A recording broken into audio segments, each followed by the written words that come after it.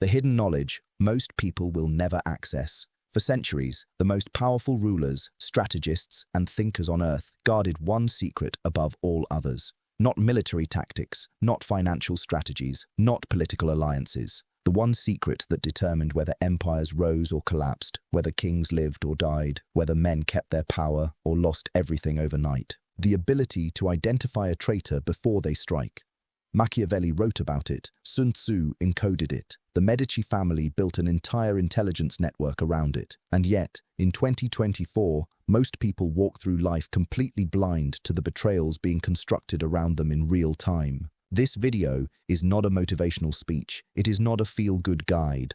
What follows is a systematic, psychologically grounded breakdown of exactly how to read the people closest to you, spot the behavioral patterns that reveal hidden disloyalty, and protect yourself before the knife lands in your back. This knowledge exists at the intersection of Machiavellian philosophy, behavioral psychology, and centuries of recorded human treachery. It is not comfortable, but comfort is not what kept powerful people powerful. Understanding is, you already know someone who is betraying you right now. You just do not know who it is yet. That is not paranoia. That is statistical reality.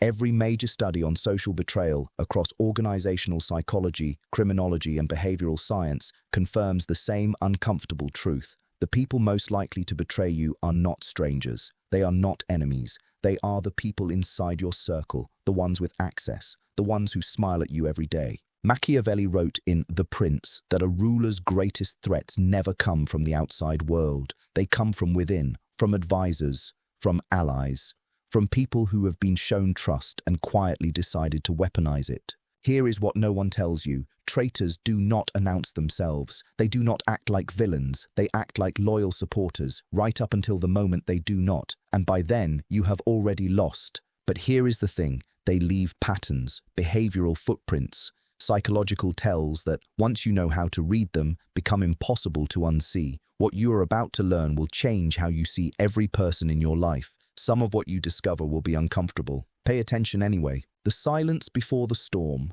How traitors shift their communication patterns. The first sign is almost invisible, and that is precisely why it works. When someone in your inner circle begins moving against you, the very first thing that changes is not their actions, it is their words. Specifically, it is the texture of how they communicate with you. Pay close attention to this. A person who has been direct with you, who has offered opinions, who has challenged you, who has shared information freely, and who suddenly becomes vague, non-committal, or unusually careful in conversation, is showing you something important. This is not shyness. This is not stress from outside circumstances. This is a person who has begun to manage what you know. Understand the psychology behind this.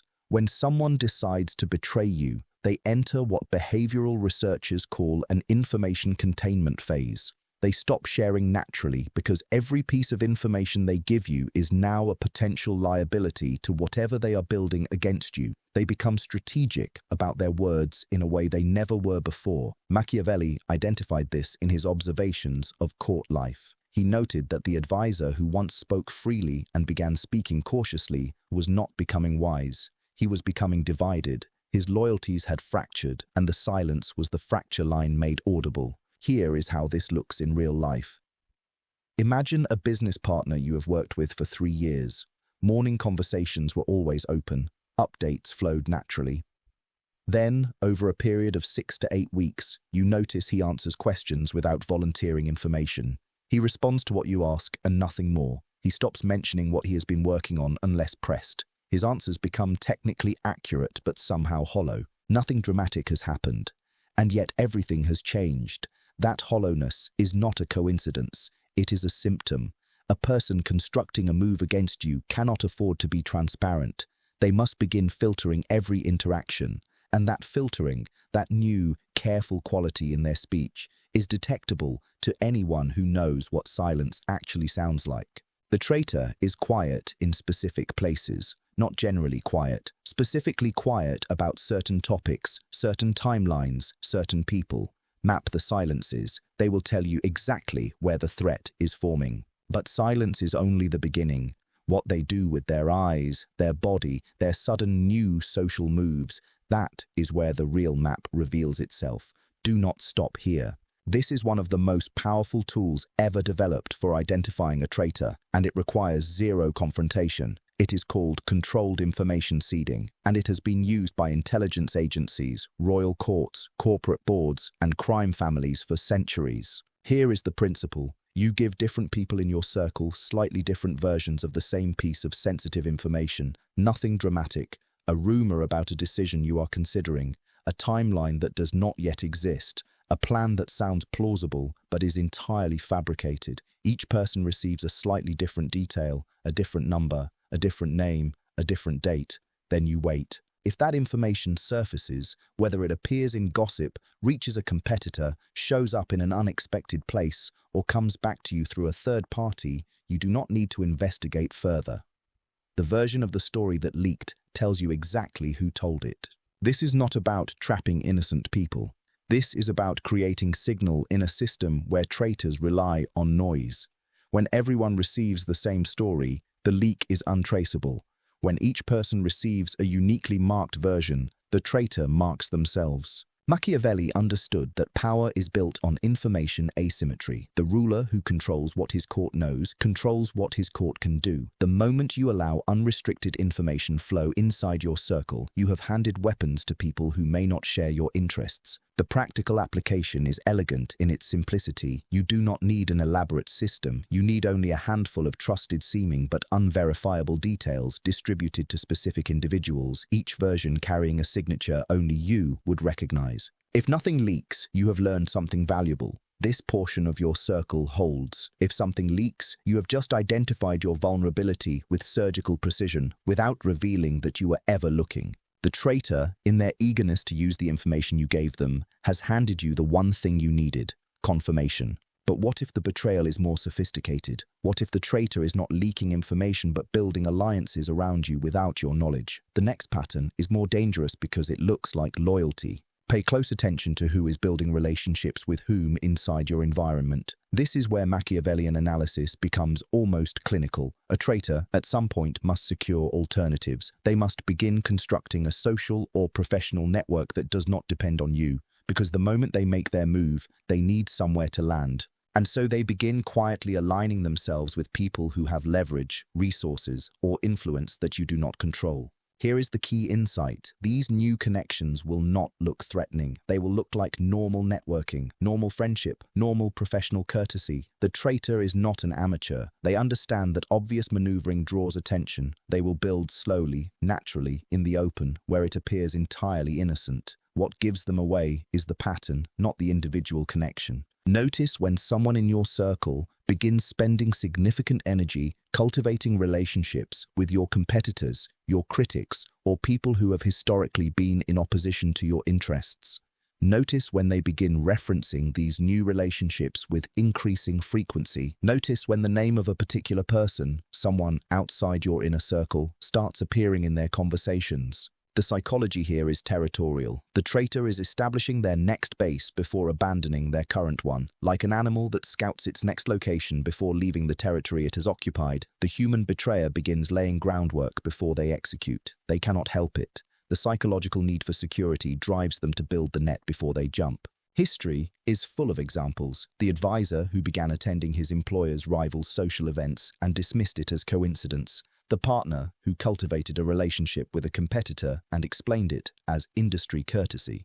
The lieutenant who began speaking privately and at length with the faction opposed to his general and insisted he was simply maintaining relationships. In every case, the individual actions looked innocent in isolation. The pattern, viewed together, was unmistakable. Watch the trajectory of their social movement. If they are steadily building connections in directions that serve them but not you, you are not watching networking, you are watching preparation. Preparation is one thing, but traitors must also begin rewriting history. They must start adjusting how you are perceived, in subtle ways that they can later point to as justification.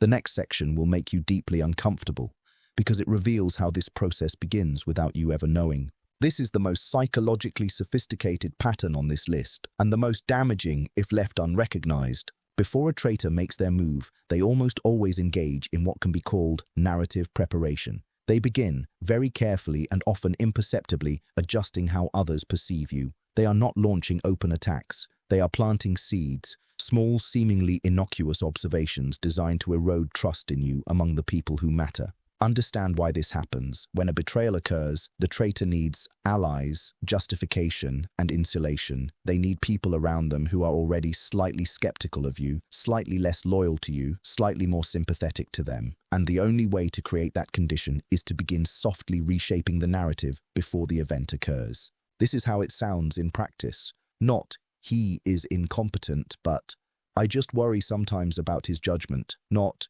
"She cannot be trusted," but, "I think she means well. I just am not sure she has everyone's best interests in mind." Not direct character assassination, but soft, planted doubt, the kind that lives in the back of someone's mind and cannot be easily removed. Machiavelli observed this behavior in the courts of Florence extensively. He noted that the most dangerous political maneuvers were rarely frontal. They were erosive. A whisper here, a well-timed expression of concern there, a story told in confidence that somehow reaches the ears it needs to reach.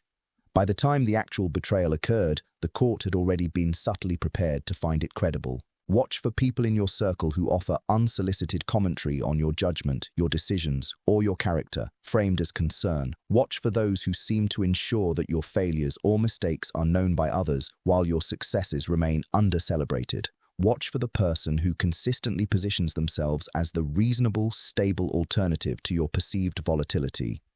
These are not accidents. These are moves in a longer game. The critical tell is the audience. Where does this person say these things? And who is in the room when they say them? A person expressing genuine concern will bring it to you directly. A person planting seeds will ensure they are planted in soil that benefits them, in conversations that exclude you, in rooms where your reputation is the topic and you have no voice.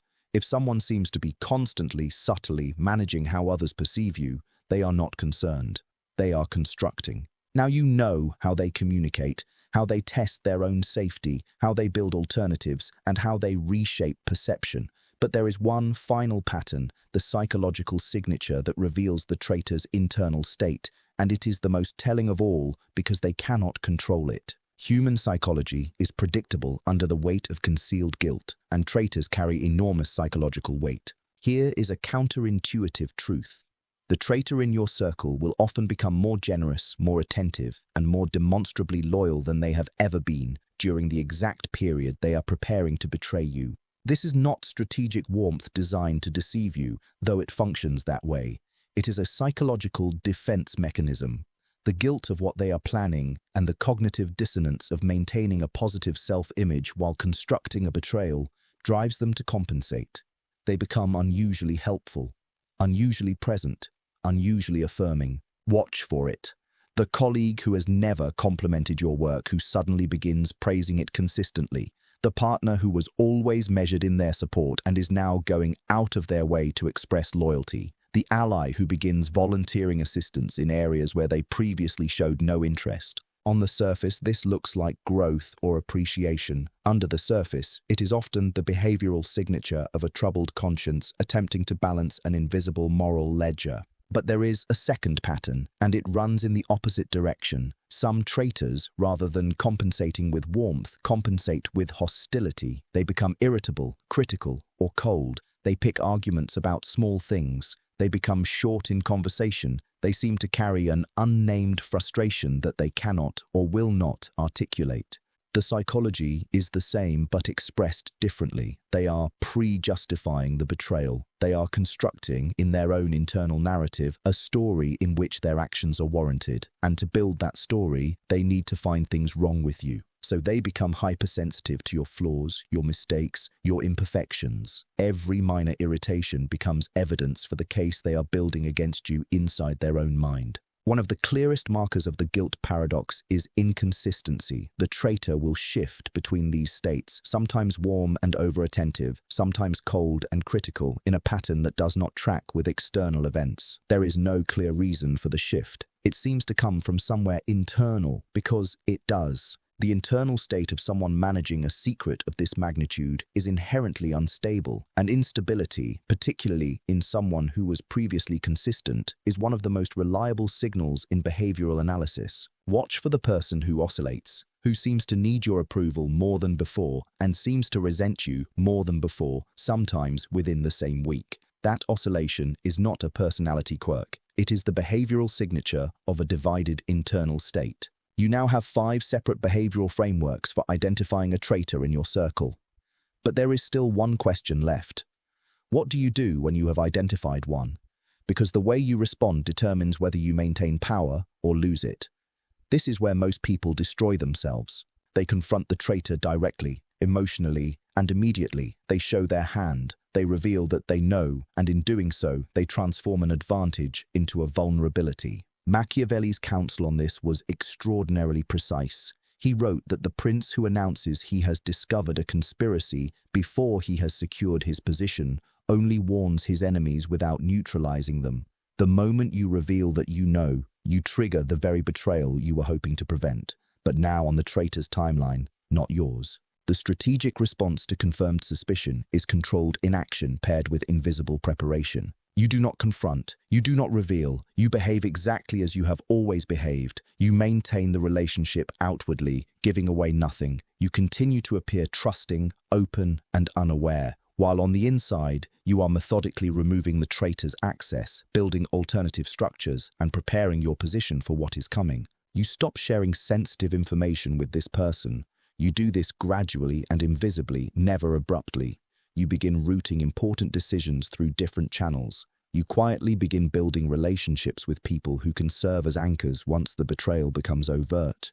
You document relevant information. And then you choose your moment. Machiavelli was unambiguous about the importance of timing. A traitor neutralized on your timeline through your mechanism at your chosen moment is a traitor who has been fully disarmed. A traitor who acts first because you moved too early and warned them is a traitor who has reclaimed the initiative. Patience is not passivity here. It is the most aggressive strategic tool available to you. There is also a secondary purpose to this period of controlled behavior. You are gathering information. A traitor who believes they are undetected will continue to move.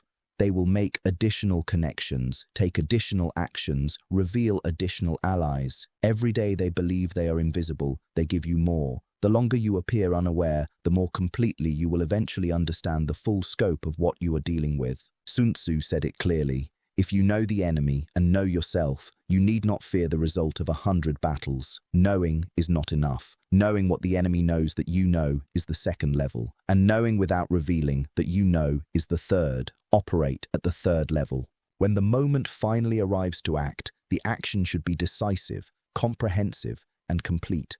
Not a warning, not a confrontation, not an emotional confrontation that gives the traitor room to maneuver. A single, precisely timed move that removes them from the position they have been using against you and establishes your position so clearly that further maneuvering becomes impossible. The traitor expects drama. They have prepared for your emotional reaction. They have thought through how to handle your anger.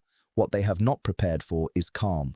What they have not prepared for is a situation where you seem entirely unbothered, entirely in control, and entirely ahead of every step they have already taken. That is what Machiavellian strategy produces. Not revenge, not satisfaction, control. This script has been structured to cycle through power, paranoia, curiosity, superiority, and controlled fear. The delivery should remain calm and measured throughout. Intensity is carried by content, not by vocal dramatics. Pauses after key statements are crucial. The viewer should feel intelligent but slightly unsettled. That tension is the retention mechanism. Most people will watch this video, nod along, and then walk directly back into their lives completely unchanged. They will continue trusting freely, sharing openly, and reading behavior the same way they always have. That is fine. That is the majority. But there is a smaller group of people watching this right now who already felt something shift during this video, who thought of a specific person during one of those sections, who recognized a pattern in someone close to them that they had been dismissing as coincidence or overthinking. That recognition is not paranoia. That is intelligence activating.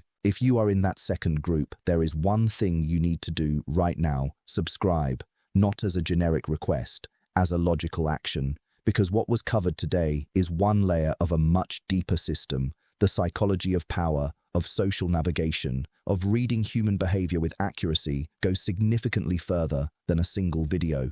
If today was useful, what comes next is necessary. And if you are not yet ready to operate at this level of awareness, that is fine too. Bookmark this video. Come back when a situation in your life makes it necessary, because situations like that have a way of arriving without warning. The people who are prepared when that happens are not lucky. They studied,